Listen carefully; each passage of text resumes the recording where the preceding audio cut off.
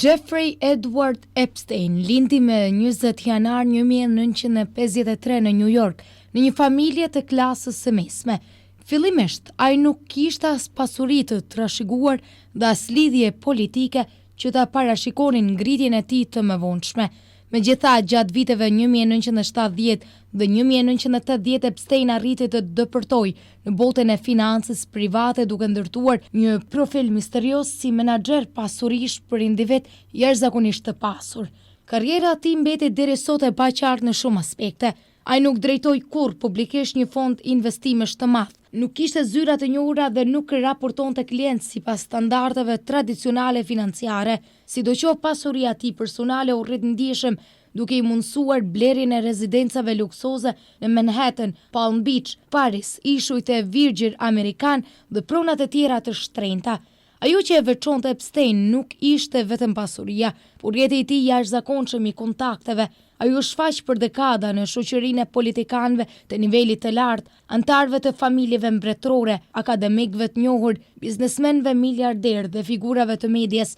Këto lidhje i shërbyen jo vetëm për prestigj, por edhe si një mburojë sociale që për vite me radhë mbajti larg ndëshkimit. Akuzat ndaj Epstein për abuzim seksual filluan të dalin në dritë që në fillim të viteve 2000, kryesisht në Palm Beach, Florida, vajzat e mitura dëshmuan se ishin rekrutuar me premtime për pagesa të vogla për mesazhe, të cilat më pas përshkallëzoshin në akte seksuale të detyruara.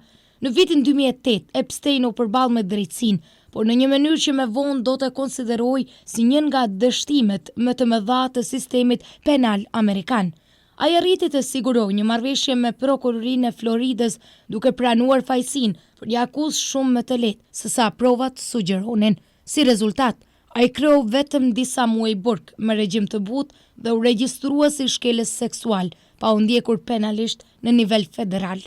Kjo marrëveshje u kritikua ashpër nga viktimat, organizatat për të drejtat e njeriut dhe më vonë edhe nga vetë Departamenti i Drejtësisë, i cili e cilsoi si një proces të padrejtë dhe jo transparent. Megjithatë, Epstein vazhdoi jetën e tij luksoze, duke ruajtur kontaktet dhe ndikimin ndërkombëtar. Pas më shumë se një dekade, presioni publik dhe hetimet të reja në korrikt vitit 2019, Jeffrey Epstein u arrestuan nga autoritetet federale të Shteteve të Bashkuara. Ai u ndalua në aeroportin e New Yorkut dhe u akuzua zyrtarisht për trafikim seksual të vajzave të mitura dhe drejtim të një rrjeti të organizuar shfrytëzimi seksual. Sipas akuzës federale, Epstein kishte ndërtuar një sistem të qëndrueshëm ku vajzat e reja, disa prej tyre në moshën 14 vjeç, transportoshin dhe shfrytëzoheshin në rezidencat e tija. Prokurorët pohuan se ai përdorte pasurinë, avionet privat, stafin personal dhe rrjetin e tij shoqëror për të mbajtur këtë sistem funksional. Këtëherë, ndryshe nga viti 2008, Epstein u përball me një proces të plotë federal që rrezikonte dënime shumë vjeçare burgimi.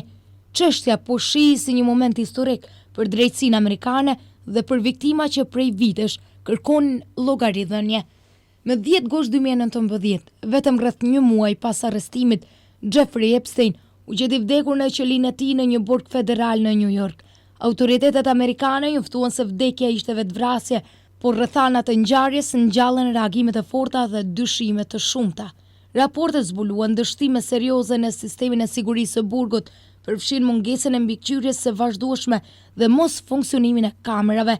Për shumë qytetarë dhe analistë, vdekja e Epstein simbolizoi një humbje të madhe të së vërtetës, pasi ai nuk do të përballej kurrë me gjyqin dhe nuk do të dëshmonte mbi rrjetin e tij të kontakteve. Megjithatë, çështja nuk u mbyll, përkundrazi.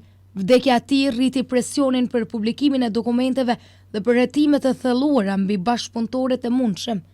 Dosja Epstein është termi që përdoret për të përshkruar një koleksion gjigant, dokumentesh hetimore të mbledhura nga FBI, Departamenti i Drejtësisë dhe autoriteteve të tjera amerikane gjatë viteve.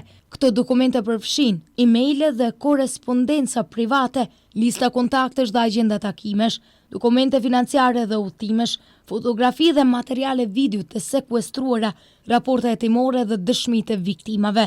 Publikimi i pjesëshëm i këtyre materialeve u bë për arsye transparence, por me redaktime të forta për të mbrojtur identitetin e viktimave dhe për të respektuar kufit ligjor. Autoritetet kanë theksuar vazhdimisht se përmendja një emri në dosje nuk përbën provë faji. Shumë emra shfaqen si pjesë e komunikimeve sociale ose profesionale, pa lidhje të drejtë për drejtë me krime. Një dosje e publikuar javën e kaluar hedh në dritë shumë gjëra. Dosja ka nxjerrë në dritë një listë të gjerë figura shnjohura botërore, përfshirë ish president, ministra, biznismen, akademik dhe figura publike. Disa prej tyre kanë pranuar se njihnin Epstein në mënyrë shoqërore, ndërsa të tjerë kanë mohuar çdo kontakt. Deri më sot, vetëm një numër shumë i kufizuar personash është dënuar në lidhje direkte me aktivitetet kriminale të Epstein. Me njëra ish bashkëpunëtorja e tij e afërt, Ghislaine Maxwell, e cila u shpall fajtore për rolin e saj në rekrutimin dhe shfrytëzimin e vajzave të mitura. Për pjesën dërmuese të figurave të përmendura, nuk ka akt akuza penale, çka tregon kompleksitetin e çështjes dhe vështirësinë për të dalluar kontaktin shoqëror nga bashkëpunimi kriminal. Rasti i Epstein është bërë simbol i mënyrës se si pushteti, parat dhe ndikimi mund të deformojnë drejtësinë.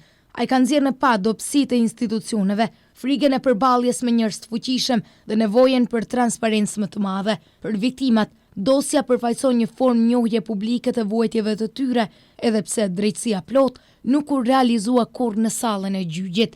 Sa përmendet të Ballkani në dosjen e Epstein? Në dosjen e Epstein janë shfaqur vetëm përmendje të kufizuara dhe indirekte që lidhen me Shqipërinë, Kosovën, Malin e Zi dhe gjithë rajonin e Ballkanit. Këto përmendje gjenden kryesisht si në emaile dhe komunikime të palëve të treta dhe nuk përbëjnë prova për përfshirje kriminale. Deri më sot, nuk ka asnjë fakt verifikuar që ndonjë figurë nga Shqipëria, Kosova apo Mali i Zi të ketë qenë pjesë e rrjetit të abuzimit të Epstein. Çdo pretendim për përfshirje mbetet në nivel spekulimi mediatik, pa bazë ligjore apo hetimore.